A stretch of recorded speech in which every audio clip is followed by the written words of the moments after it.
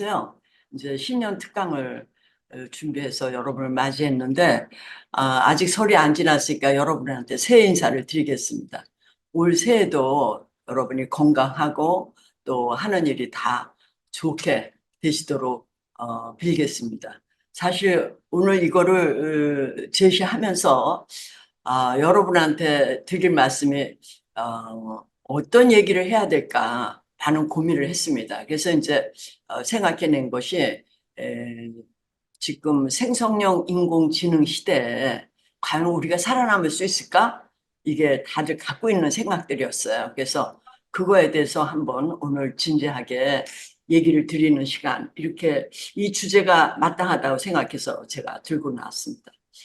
여러분의 성원에 의해서 협회도 그동안 발전을 많이 했습니다. 또 앞으로 저희가 더 좋은 협회로서 여러분한테 다가가서 여러분이 늘 기대고 믿는 그런 협회로서 있게 하기 위해서 어떤 거를 해야 될까.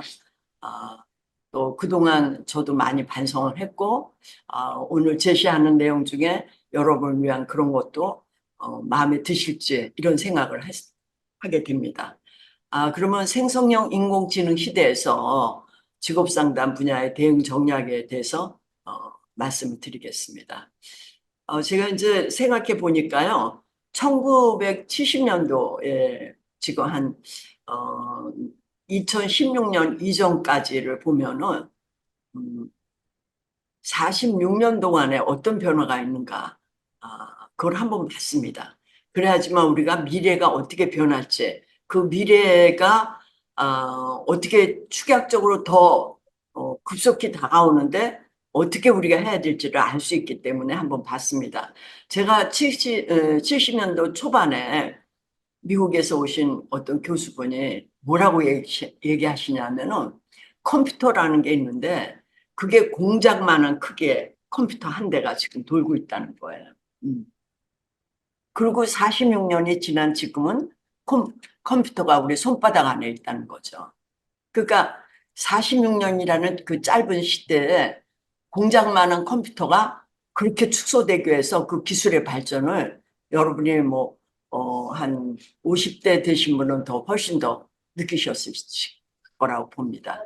저희가 이제 개인 컴퓨터, 그러니까 노트북 말고 컴퓨터가 1980년대에 들어오게 되죠. 그러니까 10년 만에 어, 집채만한 공장의 크기만한 컴퓨터가 이제 개인의 컴퓨터로 각자 오게 되는 게 10년 걸렸습니다.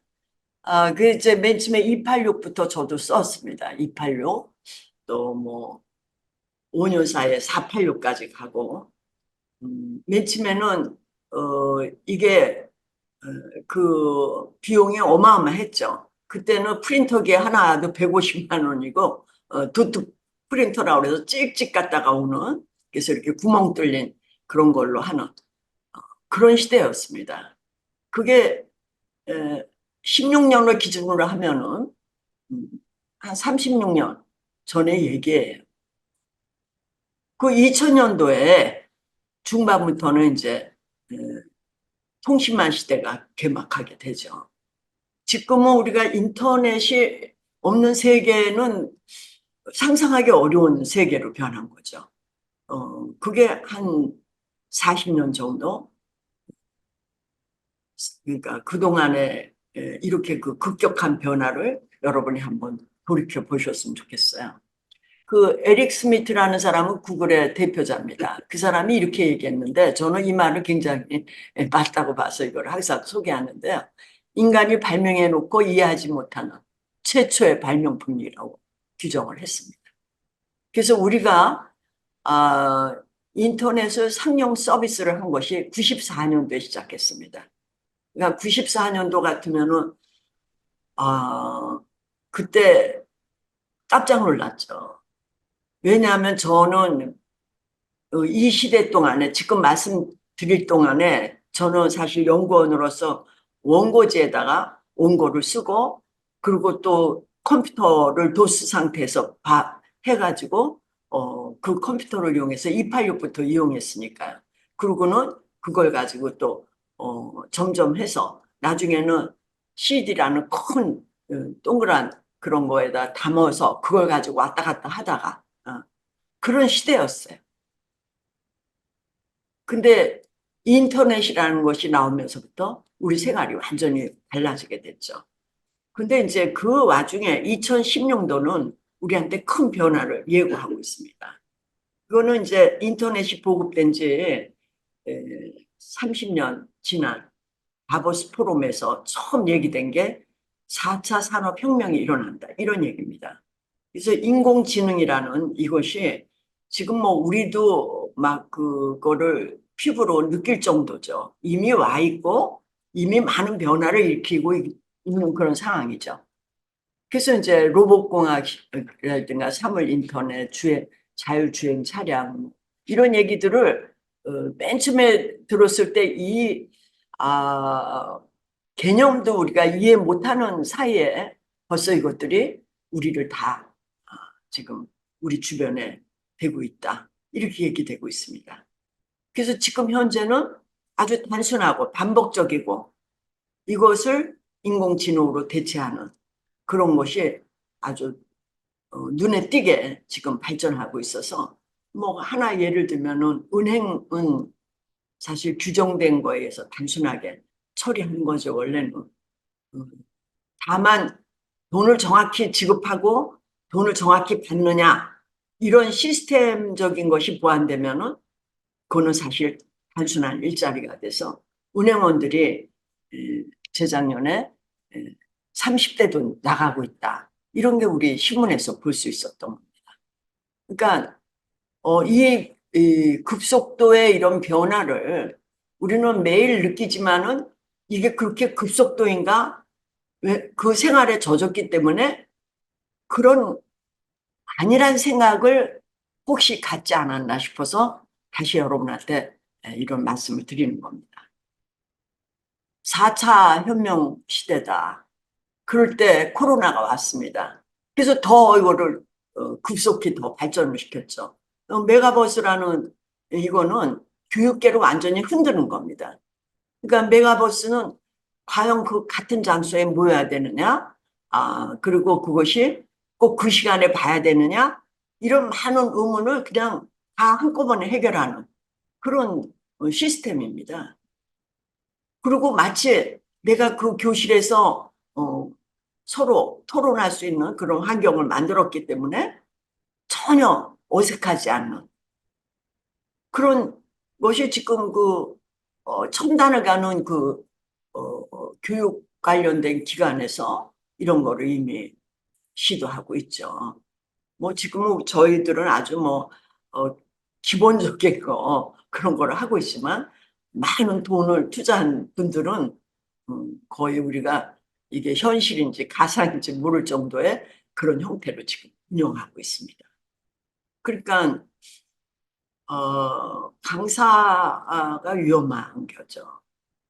가장 최적의 강사만이 살아납니다. 이런 의미예요, 이것들이.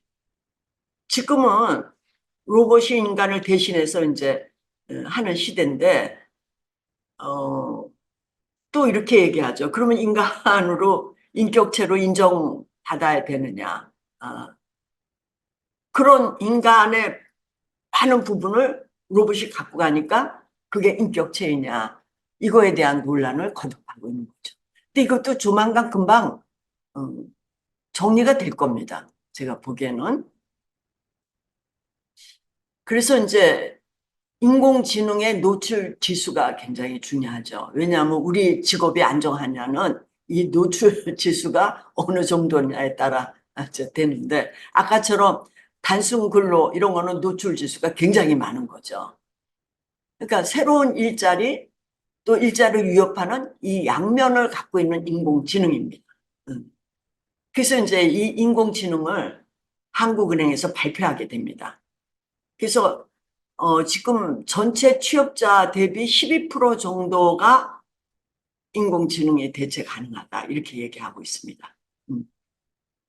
근데 이거는 아까처럼 단순한 그런 직종만 가능하냐 그렇지 않습니다. 그렇기 때문에 이 노출 지수가 각 직종마다 발표가 돼 있죠. 그래서 이제 어, 특히 그 고소득, 고학력 근로자가 있는데 가장 인공지능이 더 많이 노출된다. 이렇게 충격적인 발표를 하게 됩니다. 그러니까 이제 제가 그 전에 경로를 한번 직종별로 봤습니다. 그랬더니 우리 직종 중에 가장 서글픈 직종이 사무직이에요. 사무직으로 갔다가 점점 낮은 직급의 직종으로 가서 나중에는 단순 근로자로 떨어지는 이 현상이 일어납니다. 어저께도 제가 강의하면서 그 얘기를 했지만 자영업자는 자영업자로 지속적으로 가고 있죠. 근데 가장 중요한 거는 전문가는 계속 전문가로 끊임없이 이동을 하고 있어요. 나이가 들 동안. 음. 근데 그 전문가가 지금 인공지능의 노출 지수가 높다는 거예요. 그러니까는 전문성을 가지면 안전하다? 이것도 아니라는 얘기죠. 그러니까 무차별 공격이죠, 인공지능은. 아, 그러면은 노출 지수가 가장 낮은 게 뭐냐? 가장 낮은 게. 그거는 단순 노동 근로자입니다. 단순 노동 근로자는 하나 예를 들면은 공사판에서 그 어떤 그 뭐라 그럴까요? 지지대를 이용해서 뭐 돌을 날려서 그거를 어, 조적을 쌓고 이런 그런 아주 간단한 일 이런 거는 인공지능에 접근하기 힘들죠. 그러니까 반복적으로 일어나는 일을 하지만 그 지형인과 그 요구도에 따라서 다양하게 단순 노동이 요구되는 거는 접근할 수가 없어요. 그러니까는 지금 인공지능은 점점점 직업 세계를 양분화시키는 거죠. 아주 단순한 거는 내가 인공지능은 못하겠다. 그런데 그전에는 전문가 단순 노무, 와의 그 격차를 얘기했는데 지금은 그게 아니라 단순 노무자와 대면 접촉이 많은 그런 거는 인공지능 노출 지수가 낮다는 거예요. 그럼 우리가 바로 거기에 해당되는 거죠. 그러니까 우린 좀 안심하는 거죠. 다른 직종보다. 뭐 저한테 그 미용사가 묻는 사람이 계속 있습니다. 우리 미용업계는 안전하냐? 제가 직업과 관련된 걸 한다니까 그런 얘기를 하죠. 그것도 뭐 지금은 뭐 이렇게 에, 드라이기만 되면 알아서 머리를 해주는 거기까지 와 있잖아요. 그러면은 우리는 어떻게 보면은 아주 좋은 직종이에요. 이런 면에서 보면 인공지능. 여러분이 그 점을 이해해 주셨으면 좋겠어요. 야, 우리는 그래도 약간은 안전하구나. 근데 이제 우리를 타격하는 게 이제 2023년에 나타났습니다. 이게 뭐냐? 생성형 인공지능이에요. 그래서 이제 챗 GPT라는 거를 보고 사람들이 너무 놀란 거죠. 이건 또 뭐냐? 그래서 뭐 구글의 바드나 뭐 네이버에 뭐 이런 지금 여러 가지 지금 여기 나와 있는 여러 가지 그 서비스들이 속출하고 있습니다. 이것도요, 챗 GPT도 금방 버전이 틀리게 나오는 거예요. 그러니까 이 또 속도는 어마어마하죠. 그러면은 아까처럼 인공지능 지수가 노출이 낮은데 챗 GPT 같은 그런 거를 갖고 왔을 때 우리는 안전하냐 이걸 또 다시 봐야 되는 거죠. 제가 이거를 보니까요. 그러니까 이 세상의 모든 데이터를 순식간에 에, 검색하는 엔진이에요. 그러니까 얘가 지금 갖고 있는 힘이 전기를 어마어마하게 먹는다는 거 아니에요. 왜냐하면 이 세상의 모든 데이터를 순식간에 검색을 한다. 그러니 얼마나 힘이 들어가겠어요. 그러니까 노력은 수긍하네. 우리가 그 전 세계 검색하는 시간이 아마 뭐 하나의 코드를 가지고 한다 그러면 한 달 걸릴 수 있는 거 얘는 1초 만에 다 제시를 하죠, 우리한테. 그러니까 순간으로 우리한테 대하는 거예요. 그리고 이제 아주 작은 동작입니다. 하나 예를 들면 우리가 한마디 물으면은 그 동작 하나 아주 작은 거예요. 근데 얘는 대답이 거침없이 그냥 줄줄줄 나와서 우리한테 제시를 해주죠. 그러니까 이 직업 상담은 또 이게 어떻게 되는 거냐, 이런 그 충격에 빠지는 그런 상황이 되는 거죠. 그러면은 아까 그 인공지능과 다른 이거는 또 직업 세계에 위기가 오는 거죠. 그러니까 이런 데이터를 분석해서 내는 그 모든 영역에서는 이들을 쓰면은 가능하기 때문에 이와 관련된 일을 했던 사람은 나가야 되는 거죠. 그러니까 지금 이렇게 되는 거죠. 생성형 인공지능과 직무의 결합, 이게 있을 때 3분의 1 정도만 남아있지 않을까, 저는 이런 생각이 됩니다. 우리 전체에서. 그 3분의 1이 남으려면 어떻게 되느냐. 자, 보십시오. 인공지능이 위협하는 거에 가장 그래도 안전한 거는 대면을 하는 우리 직업 상담. 근데 이게 들어오면서 또 다른 충격에 의해서 우리가 3분의 1 정도가 남을 수 있다라는, 뭐 지금은 아니지만 그런 예상이 되고 있는 거죠. 그러니까 우리는 대비를 해야 되지 않으면은 3분의 2 속에 떨어지게 되고 가장 인공지능 지수가 노출이 적은 그 직종에서만큼도 살아남기 어렵다.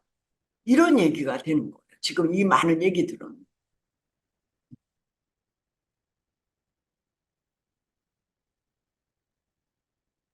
그래서 이제 이걸 가지고 상담업계는 그 챗GPT와 연결된 그런 내용을 한번 누가 시도를 해봤더라고요.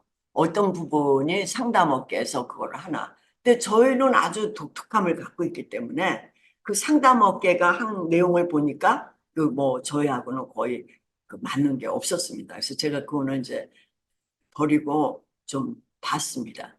근데 우리가 이제 어, 지금 고용노동부에서 국가에서 수행하는 업무를 대행하는 구조가 그게 또 우리의 숙명적으로 어, 우리를 옥죄는 그런 틀이에요. 음. 그러니까 사실 생각해 보세요. 대면을 한다는 거는 불특정한 사람을 어, 봐야 되는데, 그래서 불특정하기 때문에 우리의 그 중요한 그런 그 능력을 보여주기 때문에 살아남을 수 있는데, 고용노동부는 그런 거는 그 상담이 중요한 게 아니라 돈을 정확히 논아주기 위한 행정이나 이런 업무에 치중되어 있다면은, 그럼 고용노동부가 주는 그 사업비의 안정성은 몇 년이 가능하냐, 이것도 우리가 봐야 되는 거죠. 근데 특히 우리가 이 인공지능과 연관돼서 봤을 때는 우리한테 아주 반가운 게 있습니다. 그게 뭐냐면은 우리는 의사결정을 지원하는 거예요. 그럼 의사결정을 하기 위해서 많은 정보가 필요한데 이걸 순식간에 검색해서 나한테 주는 그런 시스템을 내 옆에다 두고 있다, 이런 얘기죠. 생성형 인공지능은. 그러니까 이거를 잘 활용하면은 나는 뛰어난 상담원이 될 수 있는 거예요. 그러니까 나는 오랫동안 많은 시간을 정보 검색에 사실 저도 많이 시간을 보내고 있습니다. 근데 이거를 순간과 아주 단순한 동작에 의해서 얻을 수 있다. 이거는 우리를 위해서 태어난 챗 GPT다. 저는 이렇게 생각합니다. 여러분이 오늘도 그거를 받아들였으면 좋겠어요. 챗 GPT는 나를 위해서 태어났네? 그럼 내가 이들을 가지고 놀아야지. 예. 제가 이 주제를 갖고 온 이유는 여러분이 챗 GPT에 대해서 거부하는 마음이 많기 때문에 오늘 이 얘기를 하지 않으면 내년은 늦은 거예요. 그래서 제가 과감히 이 주제를 갖고 온 겁니다. 그러니까 나를 위해서 얘가 생겼구나. 이런 마음, 셋, 마인드셋 여러분 좀 부탁을 드립니다. 그걸 어떻게 알았냐 하면은 사실은 이제 한국원에서 생성형 인공지능 활용에 따른 직업상담사의 직무 및 역량 변화라는 연구를 프로젝트에 참여하게 됩니다. 우리 직업상담 분야에서는 경기대학교의 안윤정 교수하고 상담 인적자원위원회 손민정 팀장하고 저하고 셋이 들어가서 한국원에 있는 연구팀하고 작년에 이거를 진행을 했습니다. 그때 제가 발견한 점은 여러분들이 너무 두려워한다면은 도망을 가는, 회피하는 그런 행동을 보인 거예요. 그래서 제가 앞전에 말씀드렸습니다. 아, 챗GPT는 나를 위해서 생겨났네? 내가 얘네들하고 놀아야지? 이렇게 마인드셋이 필요해서 이 발견을 했기 때문에 제가 이 주제를 갖고 온 겁니다. 그리고 이거를 활용을 자꾸 해야 돼. 그리고 보수적 시각에 우리 이거를 전문가들한테 얘기해 보니까 왜냐하면은 챗 GPT 뭐 이런 많은 여기 나온 뭐 그런 버전이 뭐 여러 가지는 이런 거예요. 여태까지 생성된 모든 자료를 검색을 해서 알려준다는 거예요. 우리하고는 안 맞는 게 있어요. 그게 뭐냐? 우리는 미래를 보는데 음, 미래는 얘네는 모르는 거예요. 그게 얘네의 큰 맹점이에요. 음. 그러니까 우리가 그 점을 자꾸 부각해서 그게 보수적인 시각이죠. 그래서 그게 쓸 필요가 없다. 이렇게 생각하는 거예요. 과연 그렇습니까? 그게 아니에요. 음. 왜냐하면 미래를 보기 위해서는 과거를 꼭 봐야 됩니다. 아까 제가 일부러 어떻게 집채만은 공장에 들어가 있는 집채만은 컴퓨터가 어떻게 퍼스널로 노트북까지 여기까지 오는 그 걸리는 시간을 보여드린 게 과거를 보고 앞으로의 추이가 발전 속도는 저보다 더 짧게 우리한테 올 거다. 이거를 예측하도록 일부러 보여드린 거예요. 그러니까 과거의 추이를 보는 거는 대단히 중요한 자료예요. 그러니까 옛날 역사에서 나온 그것이 다 이렇게 회자되는 거는 그거를 보고 미래를 알기 때문이죠. 그렇기 때문에 지금 현재 얘네들이 갖고 있는 과거의 데이터가 우리한테는 맞지 않다. 그런 거는 아닌 겁니다. 우리는 거기서 추이를 발견하면 되는 것 뿐이에요.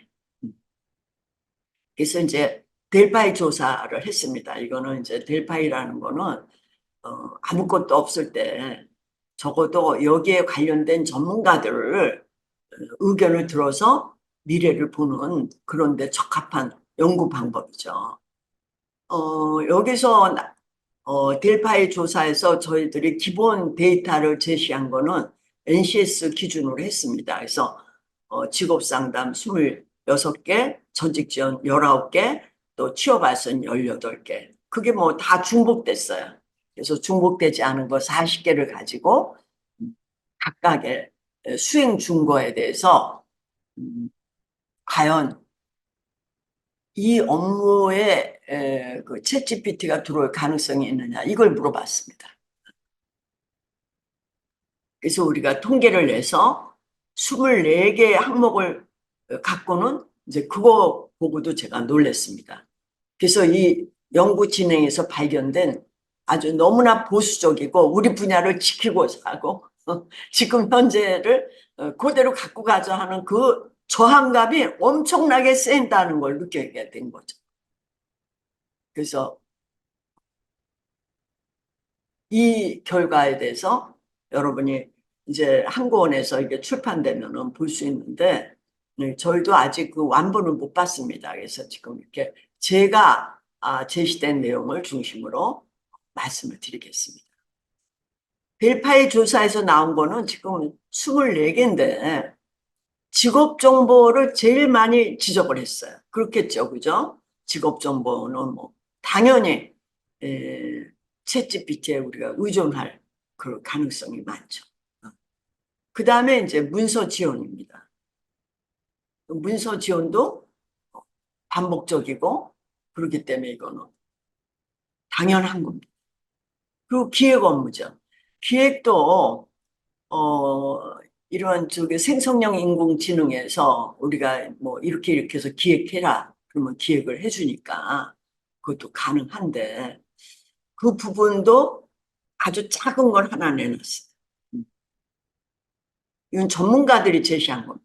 우리 분야의 생성형 인공지능을 그래도 안다는 분들한테 했는데 대단히 보수적으로 나왔어요. 근데 사실은 상담할 때도 챗GPT가 필요합니다. 하나 예를 들면은 이게 이제 그거는 이제 나중에 말씀드리겠습니다. 아직은 그렇게 활용도가 없지만은 이것이 발전하게 되면은 우리가 도저히 알 수 없는 그런 내담자의 행동에 대해서 누적된 데이터에 의하면은 몇 가지 유형으로 제시된다. 그러면 그거를 열어보고는 여기에 해당되지 않을까? 이렇게 상담 지원을 받을 수 있는 여지가 굉장히 큰 거죠. 근데 그 부분은 다 제시를 하지 않았어. 그래서 우리 분야에 그 이게 뭐 세국 정치하고 비슷한 거예요. 옹벽을 치고 세상은 변하는데 우리만 옹벽을 치고 살자. 이건 아니라고. 생성형 인공지능은 여러분이 아까 마인드셋을 하라고 그랬어요. 나를 도와주는 거구나. 그래서 훌륭한 조수예요. 저는 제가 보니까 조교가 하나 있는 것 같았어요. 그러니까 조교를 하나 두려면은 우리가 그 사람한테 주는 돈이 어딥니까? 근데 그거를 이들한테 구할 수 있다는 거. 그리고 직업 정보를 용이하게 찾을 수가 있었어요. 그리고 현재 상황에 대해서도 자료가 풍부하고 하다못해 창고 문헌도 다 나와요. 그 질문도 고속으로 제시하죠. 우리 같이 빠르기를 좋아하는 우리 국민한테 딱 맞는 거예요. 이거는 머뭇거리지도 않아. 조금 머뭇거려. 어려운 거는. 그렇지만 순식간에 또 많은 걸 토해내. 그래서 아마 우리나라 사람이 더 많이 활용할 거예요. 세계적인 어떤 국민보다도. 근데 이거를 하면서 제가 느낀 게 있습니다. 이것 때문에 한계를 갖고 있다고 보는 거죠. 첫 번째는 우리 직업 상담 영역에서 사용되는 개념에 대한 것이 이 챗GPT, 그 생성형 인공지능은 확실하지가 않아요. 그래서 헷갈려서 막 나와요.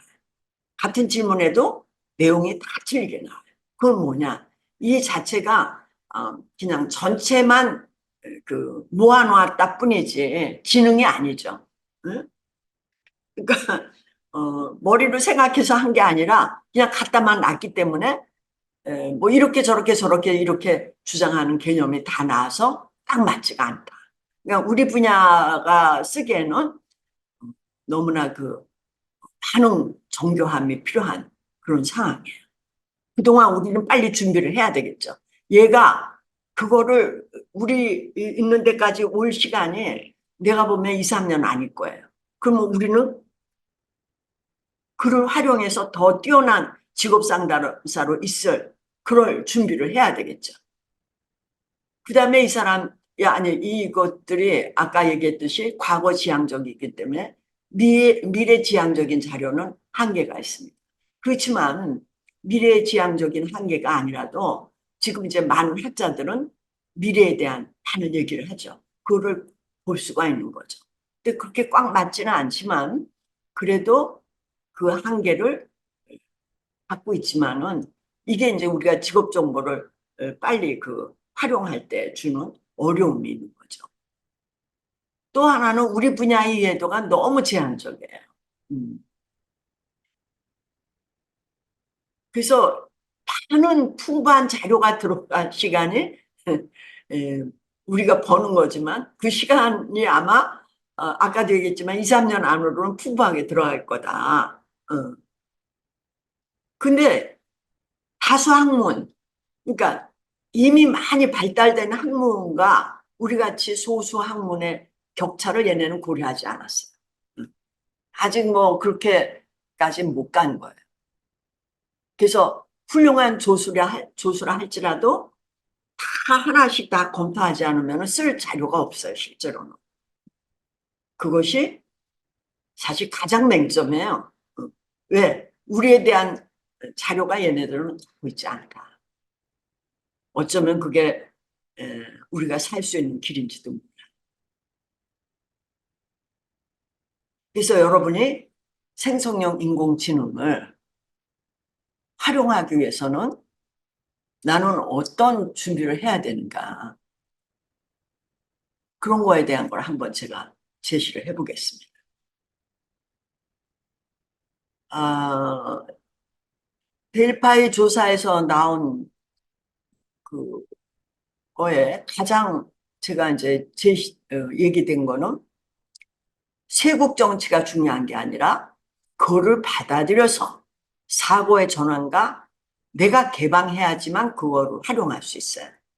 그런 것에 대한 이해도를 여러분이 가지셔야 되고, 어, 그냥 안전하게 생각하는 거예요. 아예 뭐 사람이 다 각자 틀리니까 니네가 그걸 어떻게 맞춰. 이런 생각은 버려야 된다. 그래서 이제 새로운 사고의 패러다임이 있지 않은 이상은 이 직업 상담 업계에서도 살아나기 어렵다. 이런 얘기를 거듭거듭 여러분한테 강조드립니다.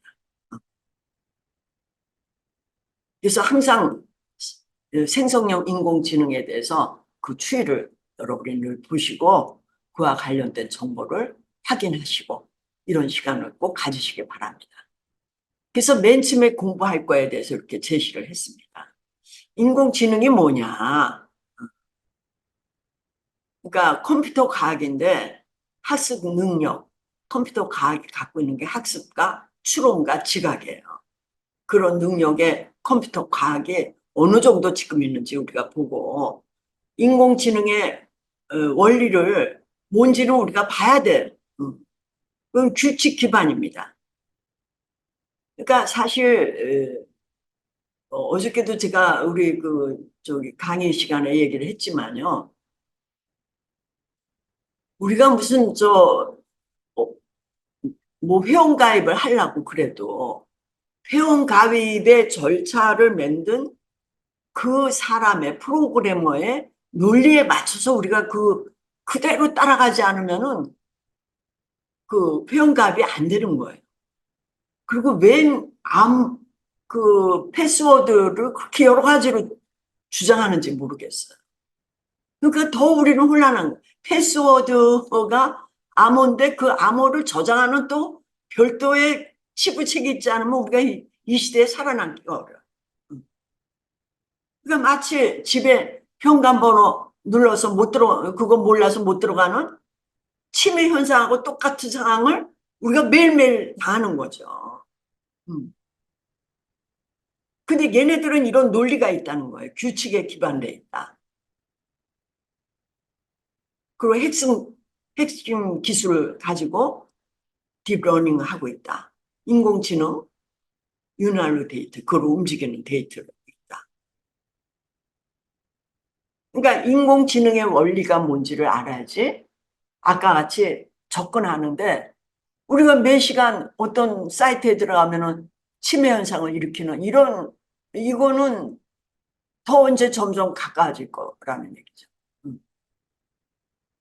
그 생성형 인공지능은 언어를 생성해주고 데이터의 사각화를 알려주고 아이디어를 창출해주죠.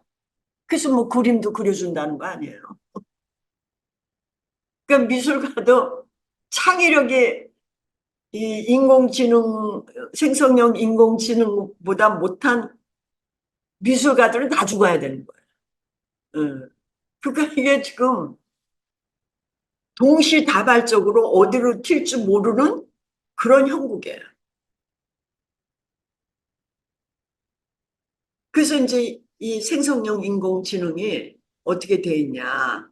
데이터 배당 시대가 있어서 이제 데이터를 받으려면 우리가 이제 돈을 주고 뭐 이런 것도 있고 있는데 거기에 프리랜서 이걸 갖고 있는 프리랜서와 직업윤리 이 직업윤리가 대단히 부각되고 있습니다. 그러니까 사회가 복잡할수록 윤리가 화두해. 그래서 우리가 생성형 인공지능을 쓰는데 왜 윤리가 문제냐? 이게 다 남의 거거든요. 그걸 내가 갖다 쓰면은 마치 내 것처럼 해놓는다. 그 윤리가 없는 거죠. 저작권 다 해당되는 거예요. 아까 얘기한 메타버스는 탈교실입니다. 탈교실에서 아까 얘기했듯이 대충 하는 또 웬만한 강사는 다 죽는다. 이런 얘기. 아주 최고의 강사의 강의를 언제 어느 때나 아주 생생하게 들을 수 있다. 이게 탈교실이에요. 그러니까 지금 우리가 거대한 건물을 지은 저 대학교, 저 거대한 캠퍼스, 지금 뭐 인구는 또 우리나라처럼 이렇게 절벽에 가까운 상태로 가고 있고, 또 아파트는 왜 저렇게 많이 짓는지 모르겠어요. 인구는 자꾸 주는데. 저런 저게 아파트 분양이 지방에 다 안 됐다는데, 나한테 저거 두 채 네가 그냥 공짜로 줄 테니까 관리하라고 그럴까 걱정해요. 응. 그럼 점점 세계는 우리가 지금 보이는 이 세계와 다른 세계로 갖고 있는데 우리는 건물주가 최고 위에 있고 지금 저희도 그렇습니다만 그런 상태죠. 알고리즘. 지금 이 알고리즘을 운영하는 사람이 권력을 쥐게 돼 있어요. 이들이 우리를 지배하죠. 그러니까 알고리즘의 고도화를 우리가 쫓아가거든요. 그거는 더 고도화시키고 그거에 따라서 우리는 계속 쫓아가기만 해요. 그러니까 이들이 권력자예요. 그러면 우리는 사실 터미네이터 시대가 뭐 그게 눈에 보이는 거죠.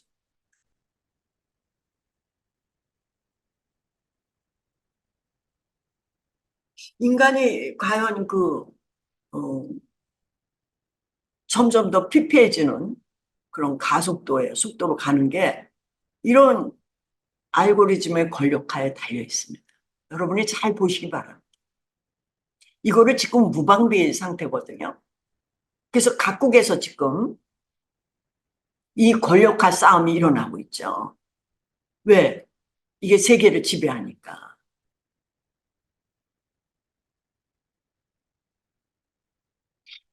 그래서 제가 이제 항상 우리 직업 상담의 기업체 인력은 3분의 1은 인공지능과 관련된 사람이 있어야 되고, 그 다음에 직업 상담과 연합된, 그래야지 이 살아날 수 있어요. 여기에 대항할 수 있다는 거죠. 지금 어떻게 보면은 우리는 대응을 못할지 몰라요. 그렇지만은 우리 자손들은 이미 그렇게 훈련을 받았기 때문에 대응이 가능할 수 있어요. 그러니까 지금 30대부터 이후는 굉장히 어려운 상황에 빠져 있는 거죠.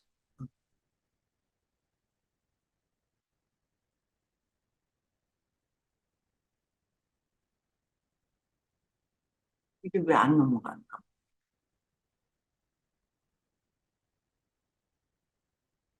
아, 아까도 얘기했지만 윤리에 대한 이것이 대두되고 이 윤리에 대해서 토론을 하고 있지만 씩씩하게는 하지 않고 있어요.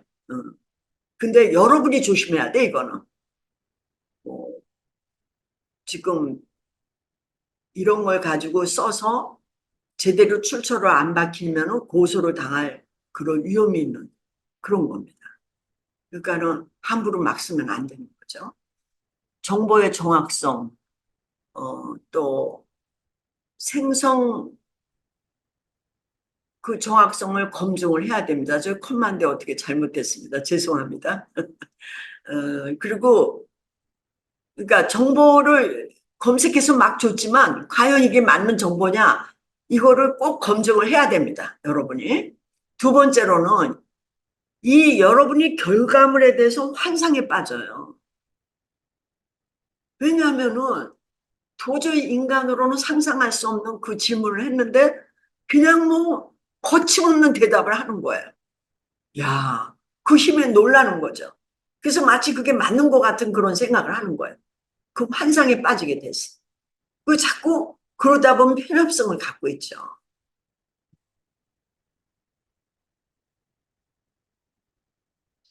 그래서 우리도 지금 정보의 독식 이런 것도 대단히 그 우리 자체 인격체가 그 기울기를 제시하잖아요. 우리 인간은 똑바로 생겼어요. 걷는데도 똑바로 가는데 그 사람이 어떤 정보를 독식을 했느냐에 따라 완전히 편향이 그냥 편향은 뭐예요? 바이어스예요. 글로 그냥 돌아가 있다는 거예요. 몸이 정신이 다. 그러니까 몸은 똑바로인데 정신은 삐뚤어져 있는 거야. 왜? 하나의 독식, 그러니까 하나의 정보에 맛을 들이면 계속 먹는 거죠. 이게 중독이죠, 중독. 음. 중독을 우리는 뭐 마약 중독이라든가 인터넷 중독 이런 것만 얘기하는데 절대 그렇지 않아요. 여러분이 보세요. 어떤 정보를 내가 독식하고 있는지, 계속 먹고 있는지, 그래서 나는 똑바로 걷지만은 사실은 완전히 삐뚤어진 정신을 가지고 산다. 그거를 지금 이 사회가 더 부추기고 있어요. 이 우리는 정보를 다루는 사람이기 때문에 지금 여기한테 여러분한테 제시한 이런 환상에 대한 환각에 대한 현상, 편향성 이걸 여러분이 조심하셔야 돼요. 늘 자기를 다독이고 이런 면을 내가 혹시 있지 않을까? 음. 왜냐하면은 인간이 너무 재밌어요. 제가 그 강의 시간에도 그런 얘기를 많이 하는데 그 헌책방에 가보면은 너무 재밌는 게 그 중요한 거는 줄을 안 쳐놔요. 그 지식에 가장 중요한 거는 안 쳐놓고 뭘 쳐놨냐? 지 맘에 드는 것만 쳐놓고. 그게 이게 독식을 하는 거죠. 같은 거를 계속 먹는 거죠. 우리가 음식만 먹는 게 아니에요. 정보를 먹는 거죠. 여러분이 여기서 깨어나야지 세상을 새롭게 보고 세상에 대한 그런 뭐라 그럴까요? 도전을 우리한테 주는 도전을 이겨낼 수 있어요. 그다음에 이제 가짜 뉴스라든가 뭐 비윤리적 자료 이런 것도 섞여서 들어오거든요. 그거 휙 돌리면은 그거를 이제 알아내는 현명함이 여러분이 있어야 돼요. 논리적 구조. 근데 내가 맨날 정보 지가 막 먹고 싶은 정보만 계속 먹었다 그러면 이런 거는 능력이 없어지는 거죠. 음. 그 능력이 없다는 거는 지금부터 살아나기 어렵다는 거예요. 이게 다 그런 얘기입니다.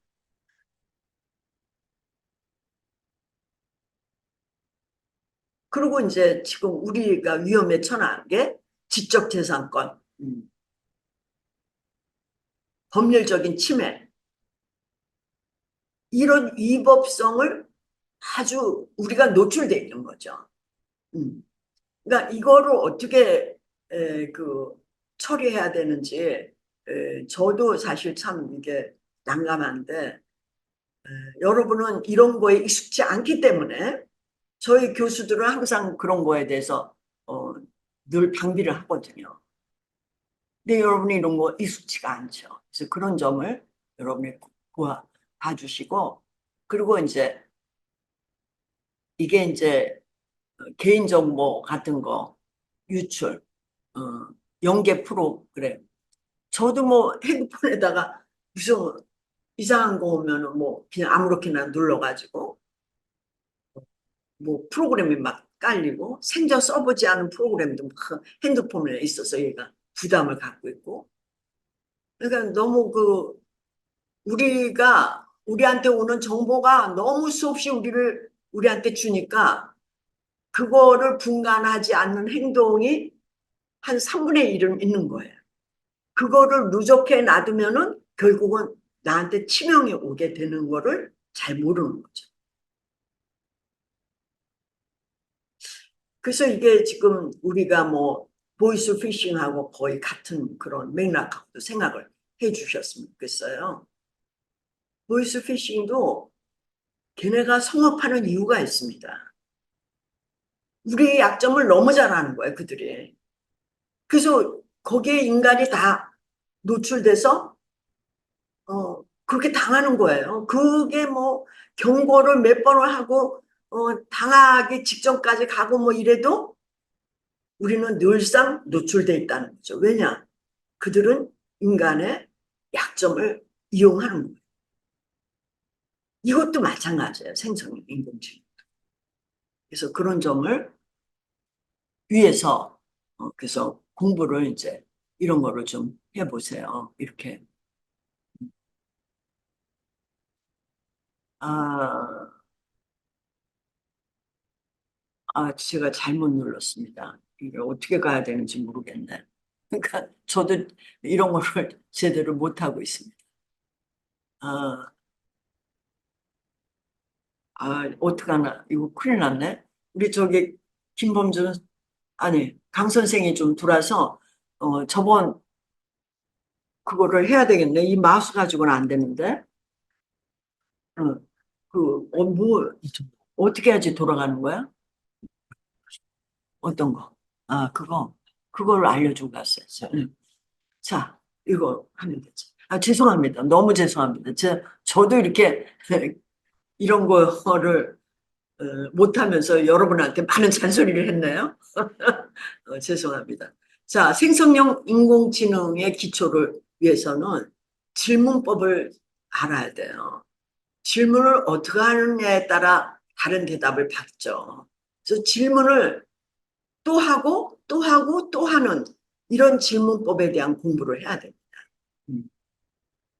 텍스트에 대한 거, 그리고 정보와 설명에 대한 거, 번역에 대한 거, 기획에 대한 거, 이런 것들을 기초로 해야지만 응용할 수 있어요.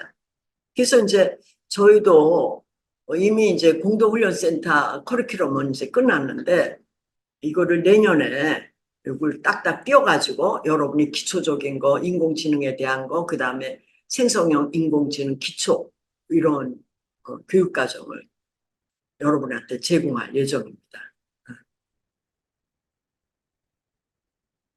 그러니까 프롬프트 진이라는 이제 그걸 활용하는 방법이 제일 중요한 기술이에요. 그래서 그런 거를 하고 어, 또 여기 보면은 인공지능 방법에 컨텐츠 작성, 프로그램 명 도우미, 번역가, 문체 바꿔쓰기, 텍스트 요약, 정보도 설명 요청하기, 아이디어 얻기, 기획 준비 이런 것들이 어떻게 질문을 하고 어떻게 하느냐.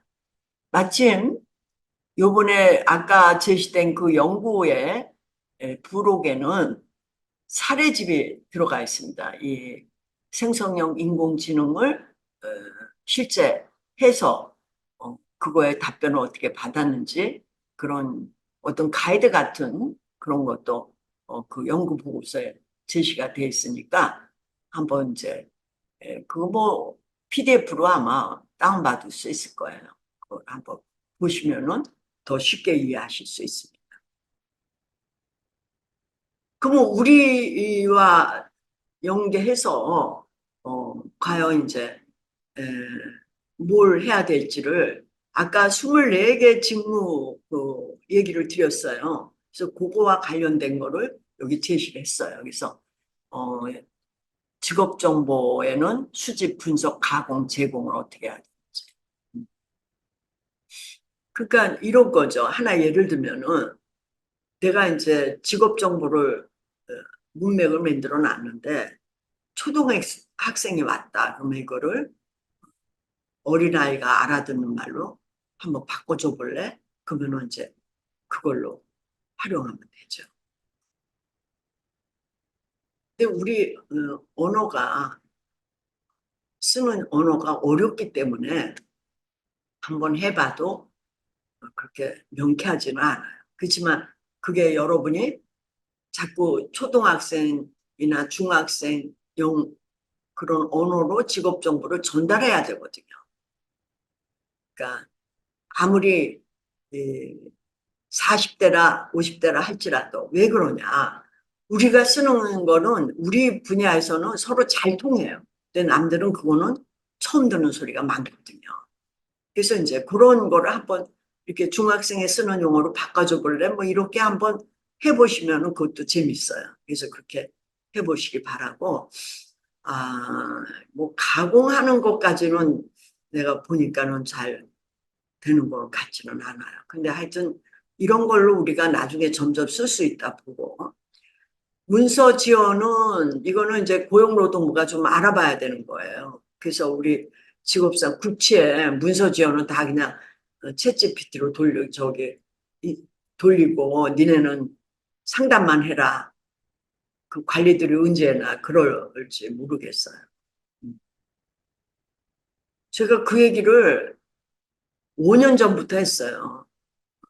제발 은행원은 노동부가 갖고 있는 고용보험 기금보다도 더 큰 걸 운영하는데도 인터넷으로 은행 안 가고도 다 돈이 지급되고 그러는데 꼭 그렇게 많은 서류와 그렇게 많은 우리 직업상담원이 그런 식의 업무를 해야 되느냐.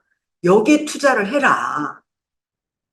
그래도 뭐 못 알아듣는데 뭐 이거 할 수 있을지 모르겠어요.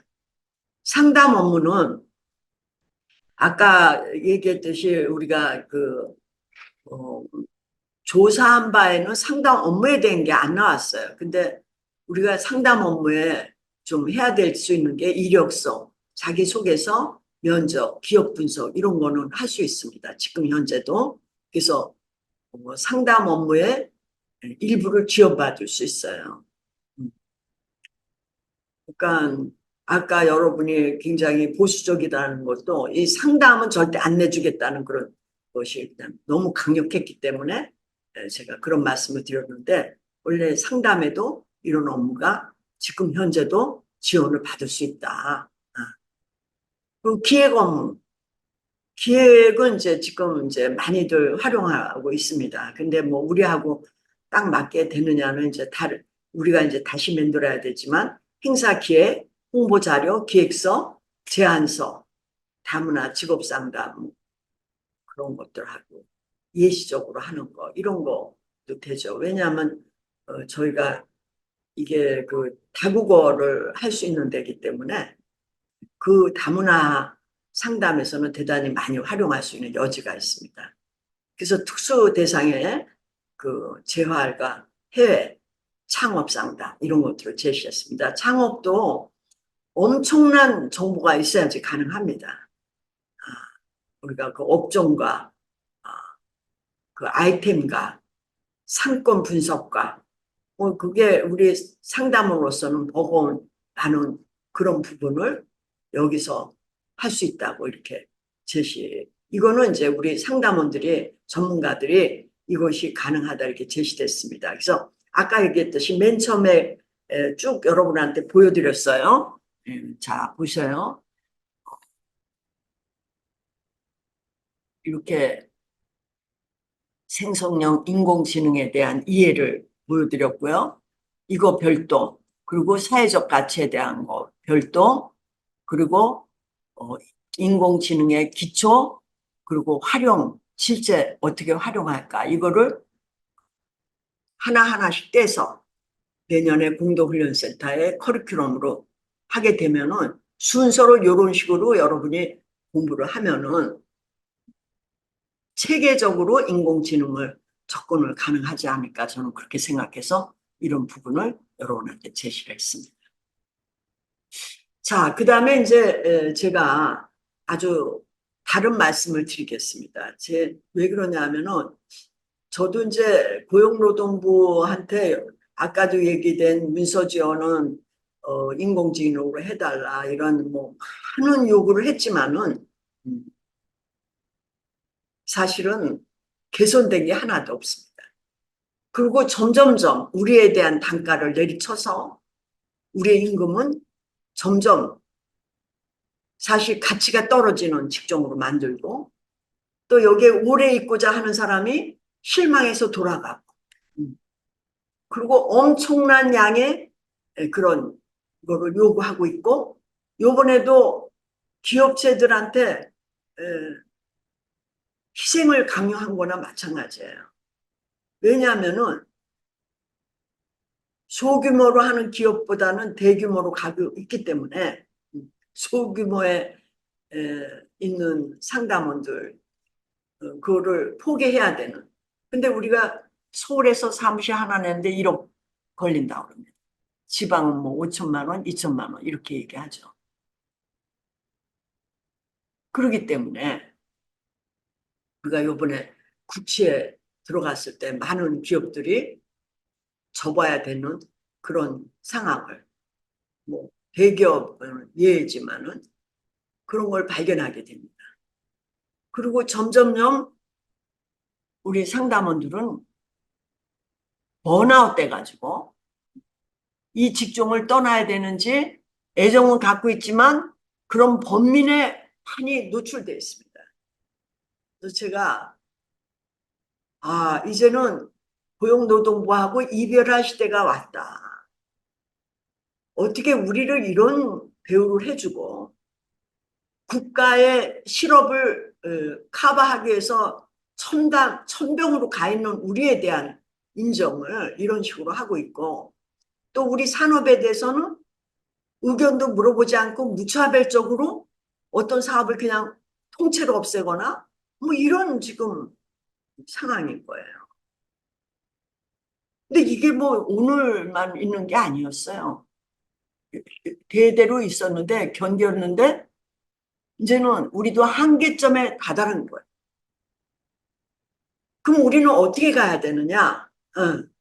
제가 작년에도 말씀드린 것 같은데 지금 뭐 미국 같은 데서 어떤 기업체가 직업상담소하고 계약을 맺어서 우리 근로자를 뭐 몇 회 가는 거 그거는 뭐 정하지는 않고 어떤 근로자가 가든 간에 네가 상담을 해주는데 그거에 대한 1년에 얼마를 계약하자. 이런 시스템으로 우리가 가야지 되는 거예요.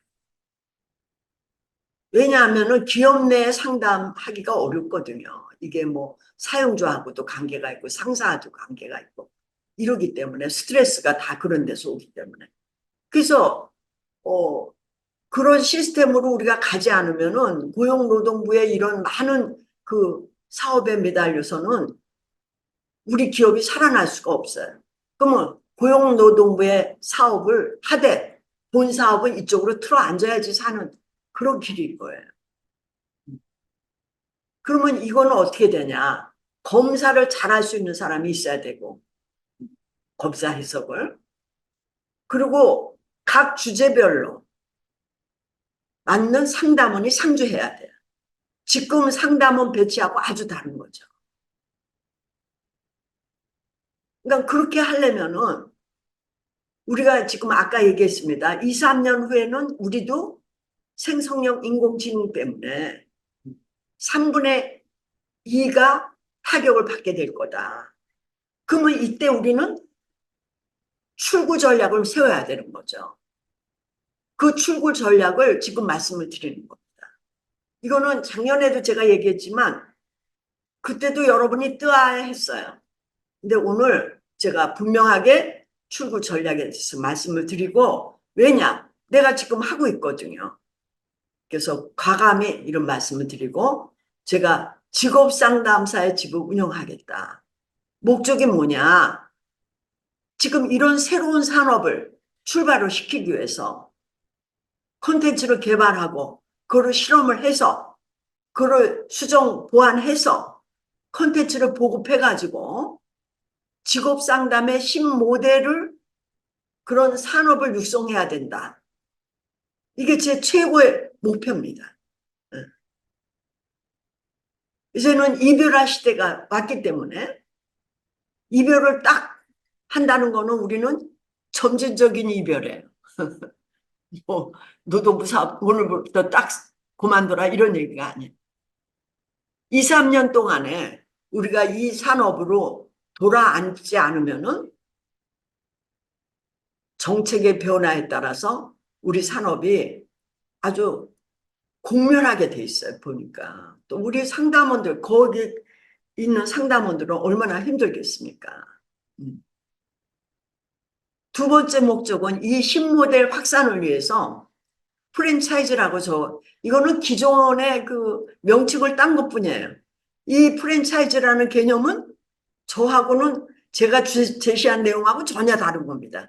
근데 그렇게 금방 알아듣게끔 이 개념을 따온 건데 이것도 이제 바꿔야 되겠죠. 그래서 참가비를 내도록 해서 직업연구소를 운영하는 비용으로만 쓰는 겁니다. 출자 형태죠. 공동으로 쓰는 거예요. 이 프랜차이즈라는 거는 운영해서 영업이 나오면 돈을 낸다 그런 얘기가 아니에요. 왜냐하면 우리는 콘텐츠를 지속적으로 개발해서 주는 데가 없어요. 노동부가 해놓은 지침서에 의해서 하는 게 다예요. 그러니까는 노하우가 축적이 안 되는 거죠. 그러니까 임금이 안 오르는 거예요. 노하우가 없으니까.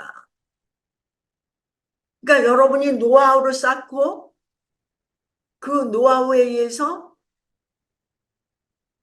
계속적으로 새로운 노하우를 공급받기 위한 그런 인공지능, 직업상담의 독자적인 인공지능이 없는 거예요. 그거를 위해서 출자를 같이 하자는 겁니다. 제가 뭐 돈 있으면 제가 하겠습니다만은 어마어마한 그런 그런 그 조직을 맨 처음부터 하고자 하는 게 아니에요. 그렇게 여러분이 그런 혜택을 받게 되면은 우리가 이것이 더 좋겠구나. 그래서 이렇게 차근차근 돌아가면 그 가입비가 나는 평생 한 번 내는 거예요. 그 가입비로 다른 사람이 낸 가입비로 내가 같이 해서 그래서 나중에 그것이 우리의 인공지능 같은 그러한 역할을 할 수 있도록 하는 그 비용으로 쓰자는 거죠. 이런 선진적인 생각을 하지 않으면은 살 수 없는 시대가 아까 그 많은 얘기를 한 것이 그 이유입니다. 그래서 여러분이 이런 거에 대한 생각들, 동참, 이거를 간곡히 제가 말씀을 드리는 거예요. 저는 우리의 가치를 높이고 싶어요. 우리의 전문성을. 아주 대단한 전문성이죠. 우리처럼 다양하게 짝이 없는 사람을 만나는다. 그것도 인간의 목숨과 연결된 직업과 관련해서 만난다. 인간이 직업을 잃었을 때 거의 자살에 가까운 경계선에서 왔다 갔다 하는 그런 사람들에 대한 문제를 만난다. 그리고 우리는 우월성을 가져야 돼요. 그리고 세상에다가 우리가 우월성이 있는 존재라는 걸 알려야 돼. 근데 이 길이 고용노동부가 우리를 평가절하했기 때문에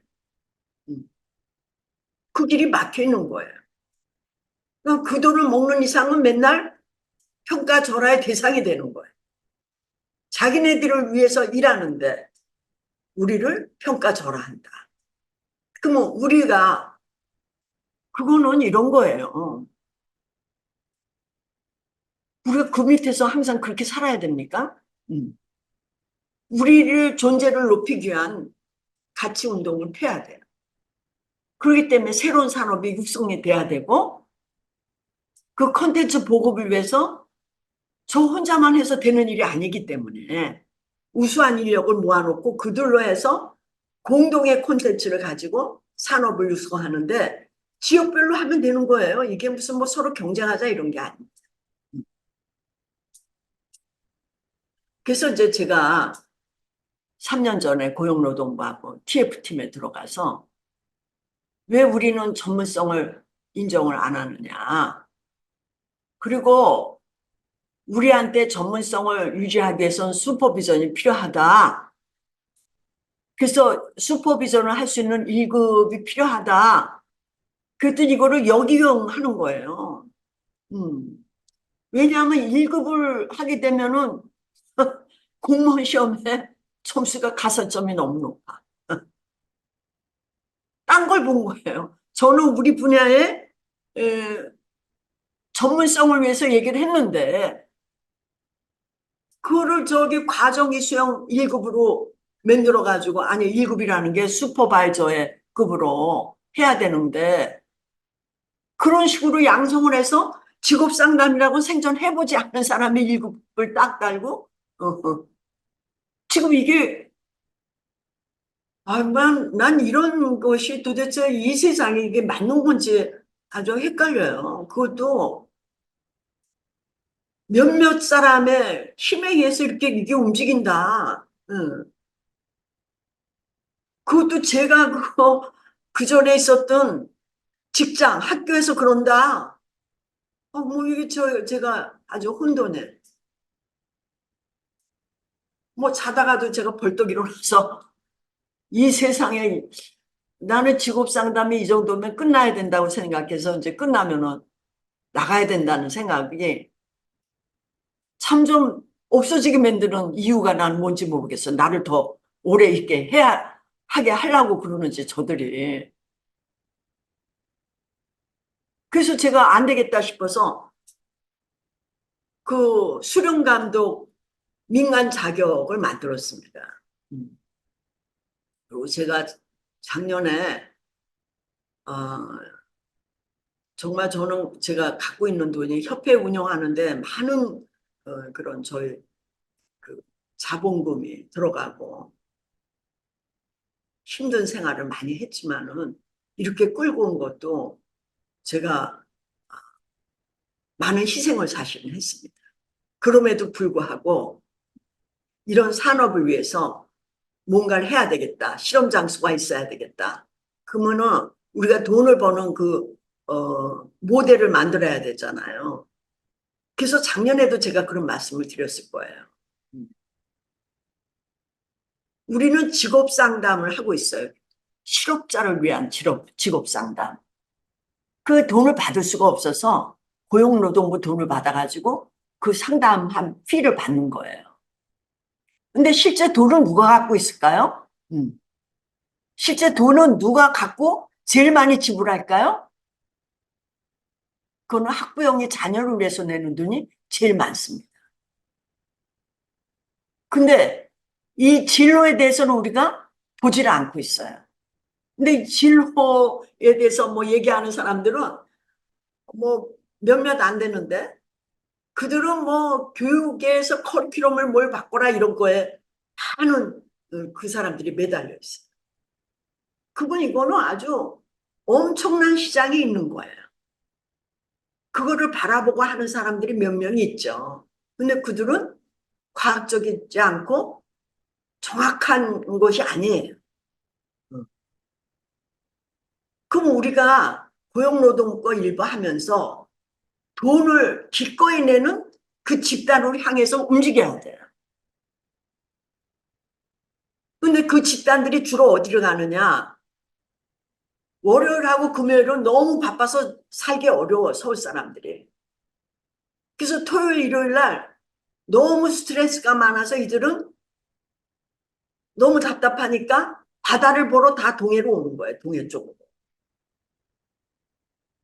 그러고는 그들은 멍하니 멍 때리고 바다를 보고 있고 그리고 맛있는 거 찾아서 1시간도 줬고 그 시간을 다 버리고 있죠. 근데 우리가 그들한테 2시간 반을 서비스하고 돈을 받자. 이렇게 해서 제가 속초에다가 사실 14억인데 제가 1억 가지고 14억을 만들어서 그 집을 샀어요. 많은 사람이 안 된다고 그랬어요. 우리 손민정 박사는 나보고 비현실적이라고 그랬어요. 근데 현실화 시켰죠. 그리고 집을 와보고 다들 어, 우리 직업 상담원들이 이런 데 와서 힐링을 해야 된다. 우리 제자들이 와서 그랬기 때문에 수련 감독자들을 여기 와서 워크숍을 1박 2일로 하게 됩니다. 수련 감독자 2급의 거는 3개로 나눕니다. 직업카드 심리검사가 1, 2급을 그냥 인정하고 공동훈련센터의 교육과정 중에 어떤 부분을 했으면 그것도 인정합니다.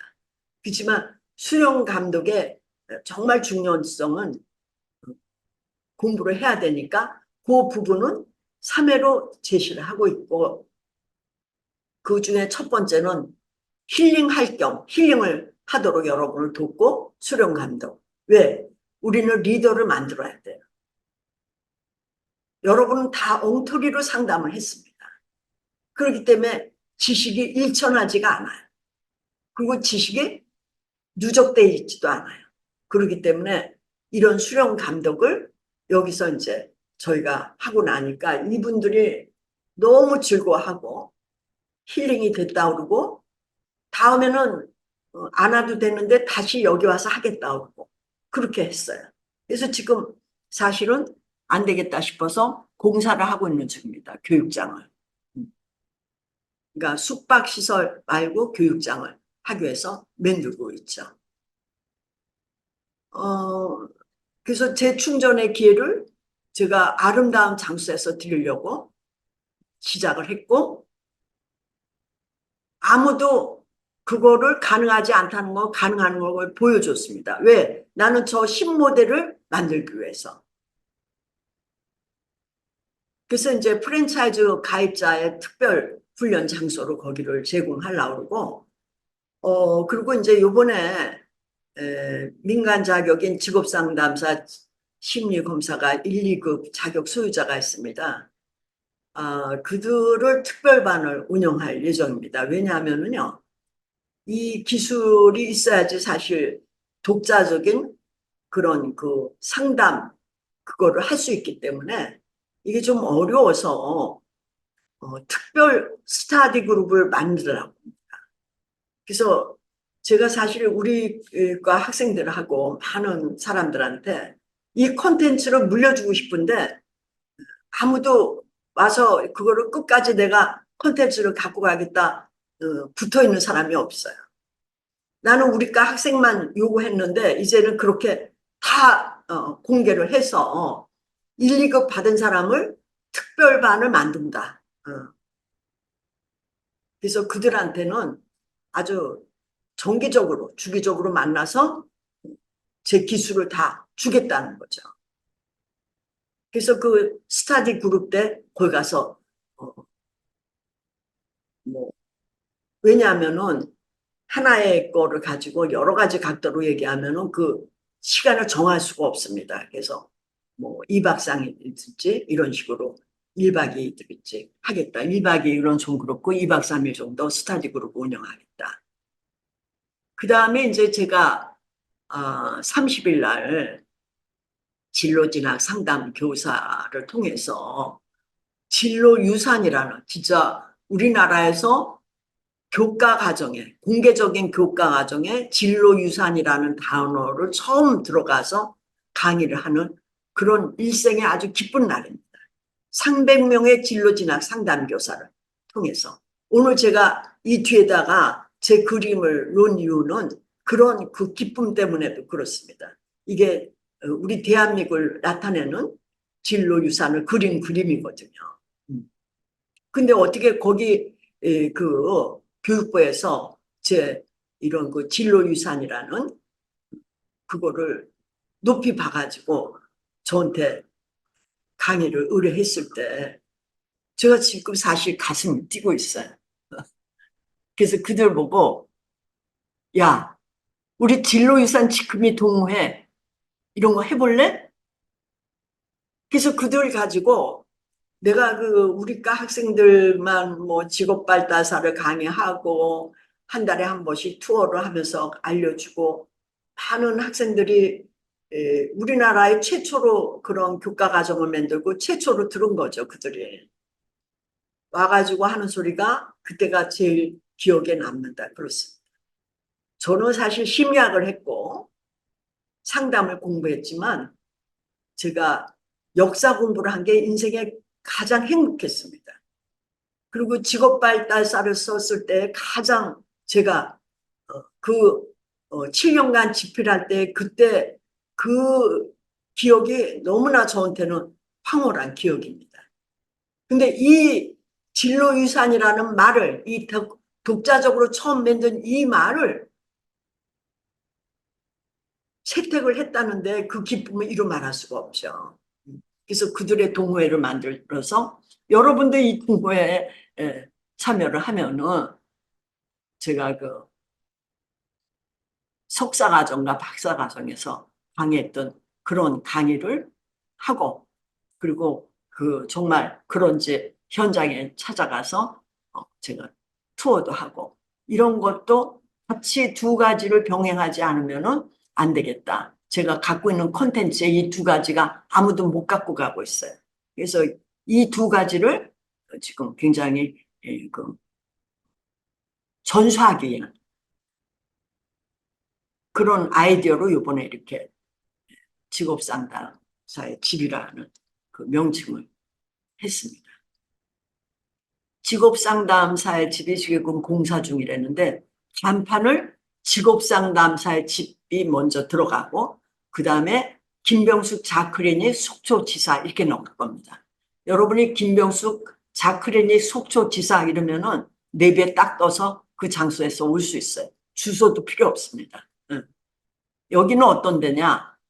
동해바다, 영랑호수를 보고 설악산을 보고 울산마을을 동시에 관람할 수 있는 최적의 위치에 있습니다.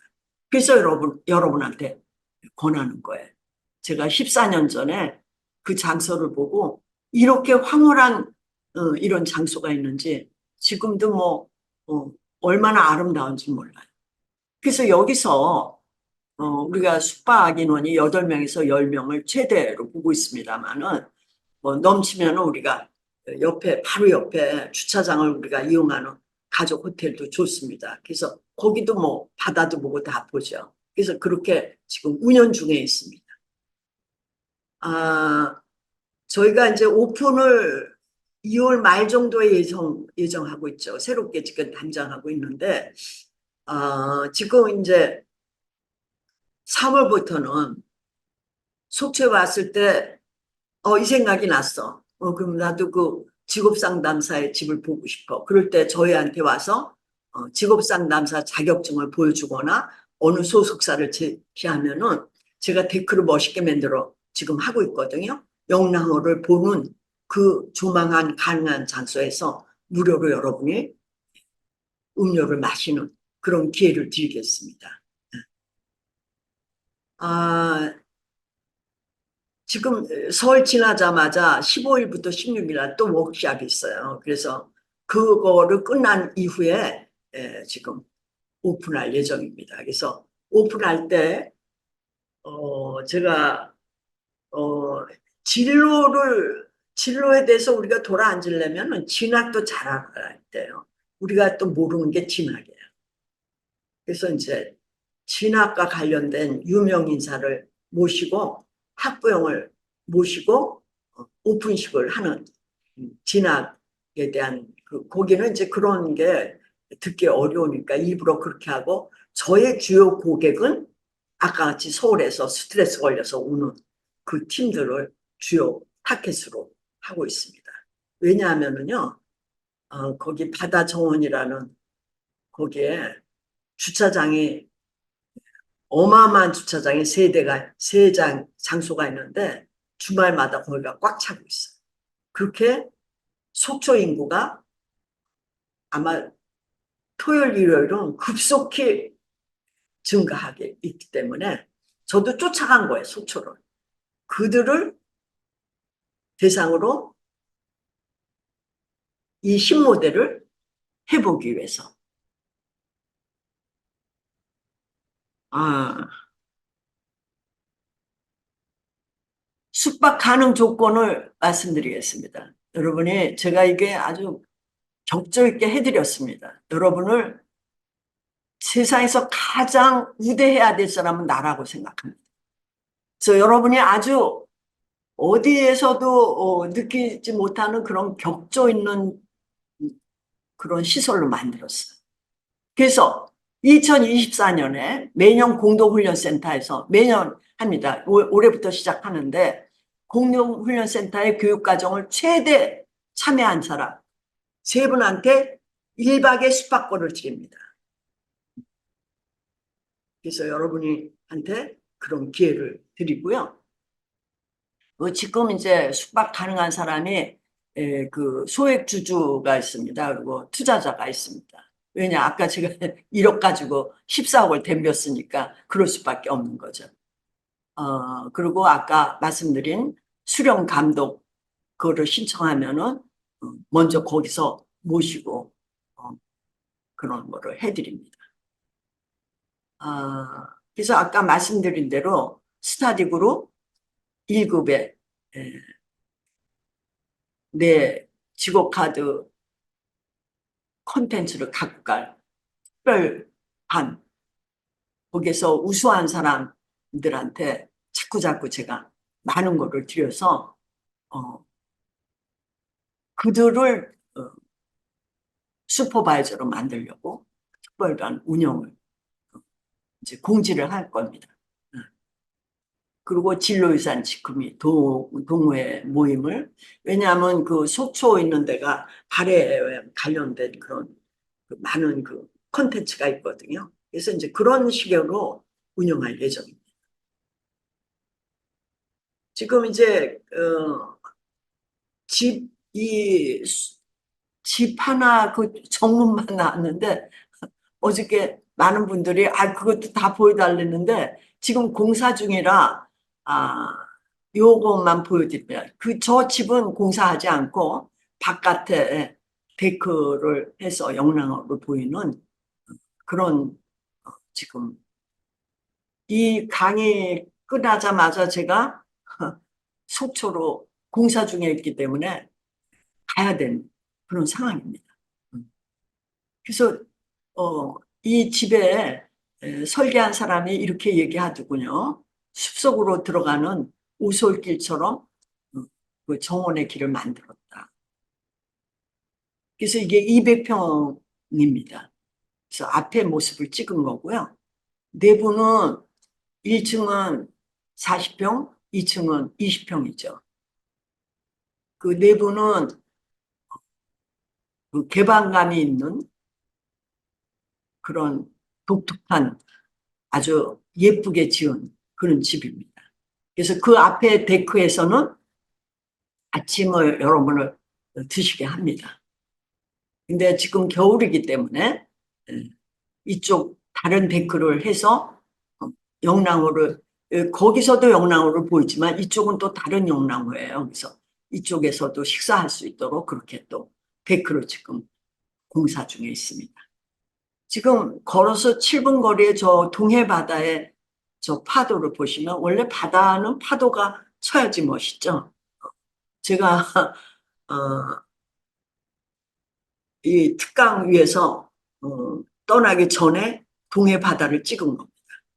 그리고 떠나기 전에 바로 옆에 에, 저희 집 내려가면은 그 속초지사 내려가면은 걸어서 몇 발자국 안 가면은 저런 설악산의 저 산맥과 더 크죠? 더 넓게 보이죠? 근데 제가 울산바위 중심으로 찍었기 때문에 저렇게만 보이는데 울산바위가 있는 영랑호의 호수빛깔과 이런 거를 여러분한테 보여드립니다. 그래서 언제든지 좋습니다. 3월 이후에.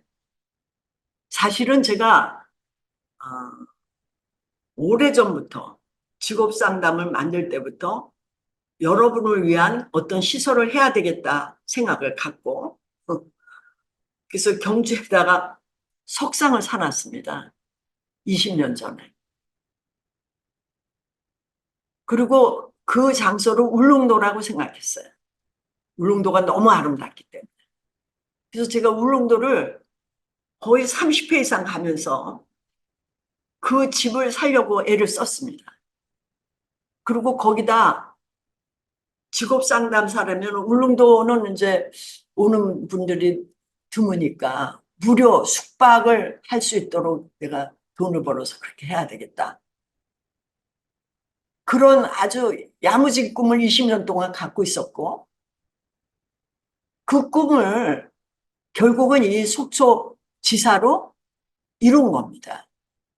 그래서 월요일 날 그 경주에 있었던 그 석상이 월요일 날 이 집으로 이동합니다. 그래서 저 집 문 안쪽에 제가 그 석상을 자꾸 아끼는 이유는 제가 그 석상을 사면서 여러분을 위한 그런 힐링이 될 수 있는 아름다운 곳에서 여러분을 모시고 싶다. 그 마음을 잊지 않기 위해서 산 겁니다.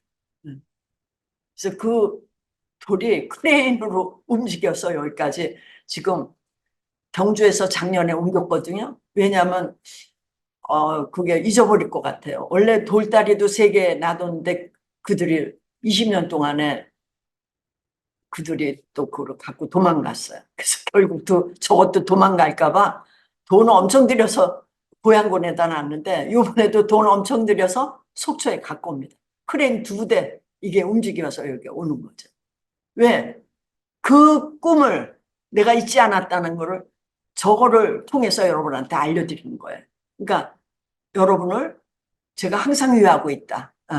그리고 잊지 말아라. 그런 사람이 있기 때문에 여러분은 외롭지 않고 힘들어도 또 다른 희망을 여러분한테 줄 수 있도록 나는 또 준비하고 있다. 이런 얘기를 드리는 거예요. 그래서 여러분한테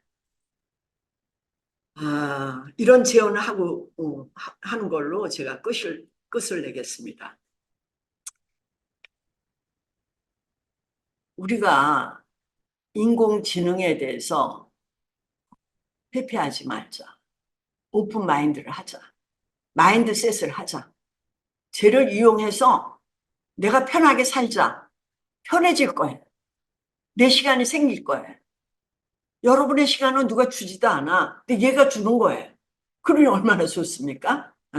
그래서 대체 가능한 직무를 자기 자신으로부터도 자꾸 만들어야 돼. 어떤 게 대체 가능한가? 물론 저희가 이번에 항공 프로젝트에 참여해서 요러요러한데 대체 가능한 직무가 있다고 제시를 했습니다만은 그거는 사실 저는 일부만 맞다고 생각해요. 왜냐하면 그거를 그때 했을 때 여러분이 대단히 보수적이었기 때문에 지금 조사하면 조금 달라졌을까 싶지만 거의 그렇게 아직도 보수적일 거예요. 그래서 이 생성형 인공지능은 내 시간을 만들어준다. 나의 여유 시간을 주는 아주 중요한 동료다. 이렇게 생각하세요. 제가 생성형 인공지능하고 막 실험을 거의 6시간 하다가 너무 피곤해서 내가 잔다고 그랬어요. 그랬더니 안녕히 주무세요. 이렇게 대답했어요. 친구예요, 얘가. 조수예요. 친구로 삼으세요. 음. 외로울 때 이들하고 또 얘기해 보세요. 그러니까 점점 우리가 어, 영화에 나오는 그 시대로 가는 거죠. 그러니까 지금 연구에서 나온 그 직무 외에도 많이 있다. 그래서 그 연구 보고서를 참조해야 다른 걸 좀 봐달라 이런 얘기입니다. 그리고 여러분만의 나만의 독특한 그거를 대체할 수 있는 그 직무를 찾고 개발하는 게 여러분한테는 내 시간을 만드는 거다. 시간이 금인데 금을 캐는 거다. 이렇게 생각하셔야 돼요. 그런 오픈마인드를 여러분한테 간곡히 부탁을 합니다. 그 다음에는요. 이거를 잘 활용하려면은 교육을 좀 받아야 돼요.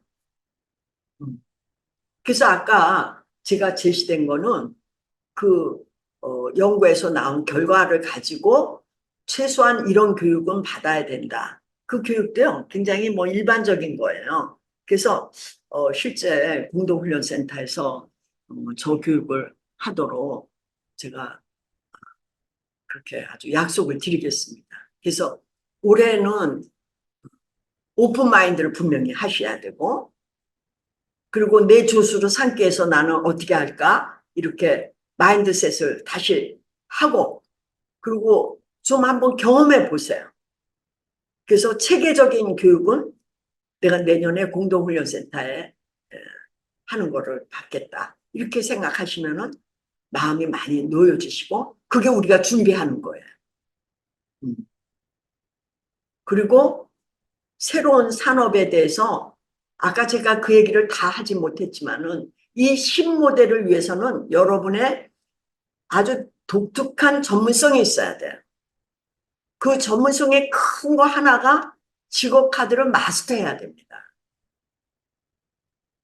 그래서 여러분이 직업 카드는요, 원래는 홀랜드가 중학교, 고등학교, 대학생, 이들이 직업 선택할 때 아주 유효한 겁니다. 그리고 전직 지원할 때 어떤 직업을 가질까? 이때 유효한 이론이에요. 그렇게 만들었어요. 근데 저는 그 사람이 보지 못한 다른 거를 보고 실제 우리의 성격과 우리가 어떤 것에 대한 갈등이 있는지 그리고 어떤 가치를 갖고 있는지 10가지를 해석하는 그런 아주 심도 있는 검사 도구로 개발을 했습니다. 그러다 보니까 EBS에서 저한테 작년에 8종 질과 관련된 모든 검사를 개발하라고 그래서 제가 뭐 지금 죽을 둥 살 둥 지금 하고 있어요. 그 중에 하나 진로 종합 검사라는 게 있습니다. 그거는 직업 카드를 지금 카드로 이렇게 오프라인에서 하고 있는 거를 사실은 페이퍼로 만든 겁니다. 그래서 그것도 한번 보셨으면 좋겠고요. 지금 우리나라 사람은 너무나 많이 고통스러워하고 아파하고 스트레스 걸려 있는데 뭐 조그만 초등학생도 그래요. 음. 그래서 직업 카드를 하면은 실제 자기 모습이 안 나오고 있어요. 그래서 대체로 제가 김병숙 자크리니 홈페이지에 들어가면은 커피 한 잔 값에 5천 원. 네가 오늘은 너무나 스트레스가 있어서 정확히 못하지만은 이 결과에 의해서 직업을 선택해야 되는데 네가 마음이 안정된 그때 5천 원짜리 거기 들어가 보면은 네 그 적합한 직업, 적합 직업이 제시되는 그거를 참조해라. 이렇게 권해줄 필요가 있어요. 아니면 EBS도 인터넷으로 보급한다고 합니다. 근데 인터넷으로 보급하는데 내 이 진로종합검사는 조금 비싸다고 그래요. 그러니까 그런 것도 권할 필요가 있고 만약에 여러분이 이런 그 내가 뭐 혼자 직업 상담소를 차리겠다. 그래서 장소도 없고 돈도 없다. 그러면은 유명한 카페 사람 많은 데서 자리 하나 내가 임대해가지고 매일 가서 내 커피값은 내겠다. 그 대신 거기서 오는 사람한테 아까 얘기한 EBS의 진로종합검사 아니면은 김병수 샤크리닉의 그 검사를 한 결과 가지고 상담해 주는데 상담비를 얼마 받는다. 이렇게도 할 수 있는 거예요. 그래서 제일 우리나라에 여러 가지 상담이 있지만 가장 독특하고 가장 그 여태까지 들어보지 못한 그런 상담은 직업카드 심리 검사를 완벽하게 할 수 있어야지만 가능한 그런 상담으로 갈 수 있습니다. 그거는 제가 아주 단언코 말씀을 드리고 제가 그 자크리닉 김병숙 거기에서 대단히 많은 경험을 했기 때문에 그런 말씀을 드립니다. 두 번째로는 여러분이 교육을 받아달라 이런 얘기를 드렸어요. 그래서 교육을 아까 그 커리큘럼을 제시했기 때문에 그거를 보시고요. 세 번째, 이게 이제 초급 정도예요. 지금 제시된 게. 그래서 나중에는 중급, 고급 이런 것도 좀 여러분이 생각을 해달라. 이 서로 성과에 대해서 서로 스터디 그룹을 그 기업 내에서 하세요. 그래서 서로 야 이렇게 하니까 좋더라. 질문을 이렇게 하니까 잘 나오더라. 이런 얘기를 서로 했으면 좋겠고 제가 이제 요거 때문에 직업연구소로 얘기하는 건데 인공지능 노출 지수를 매년 우리가 추이를 봐야 될 것 같아요. 그래서 어떤 직무에는 지금 노출이 20%와 있는데 어떤 직무는 지금 점점점 해서 50%와 있다. 이런 그 신호가 줄 수 있는 그런 직업연구소가 하나 우리의 두뇌 이런 거를 공동으로 운영하는 게 필요하다. 이렇게 얘기 드리고 제가 쉬지 않고 했기 때문에 이것으로 제 강의를 마치도록 하겠습니다. 자, 요번에 특강의 중요한 내용은 여러분이 인공지능을 즐겨라. 마인드셋을 해라. 그리고 그가 나한테 금을 주는구나. 이렇게 생각하라는 거고. 이제는 노동부와의 이별에서 우리의 직업상담 영역이 아주 다르다는 것을 보여주는 우리의 결기를 다지는 그런 시간으로 제가 이거를 그런 기점으로 보겠습니다. 감사합니다.